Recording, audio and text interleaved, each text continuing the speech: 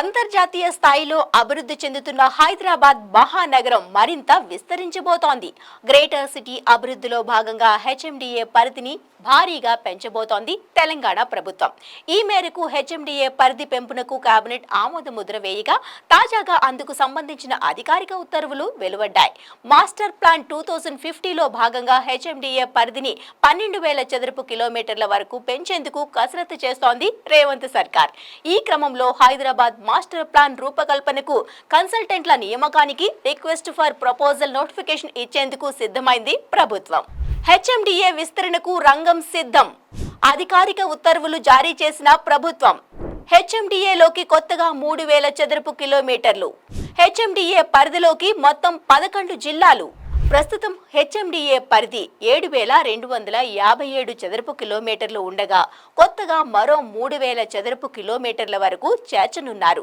మొత్తం 11 జిల్లాలు, 104 మండలాలు, 1,355 గ్రామాలతో పాటుగా మున్సిపాలిటీలు, కార్పొరేషన్లు కలిపి 41కు పెరుగునున్నాయి.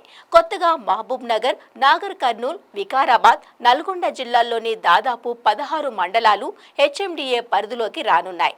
ఈ మొత్తం ఏరియా కొత్తగా 2,050 అవసరాలకు తగ్గట్టుగా మాస్టర్ ప్లాన్ రూపొందించనున్నారు. ఈ మేరకు అధికారులు కసరత్తు మొదలుపెట్టారు.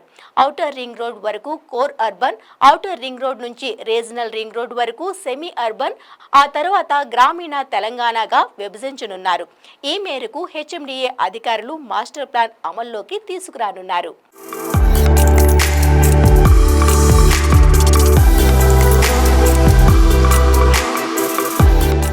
హెచ్ఎండిఏలోకి కొత్తగా వచ్చే ప్రాంతాలను నివాస, వాణిజ్య, పారిశ్రామిక, రీక్రియేషన్, కన్జర్వేషన్ జోన్స్ గా విడివిడిగా అభివృద్ధి చేయనున్నారు. భవిష్యత్తులో కాంక్రీట్ జంగిల్ గా మార్చకుండా పక్కా ప్రణాళికతో అభివృద్ధి చేసేందుకు సిద్ధమైంది తెలంగాణ ప్రభుత్వం.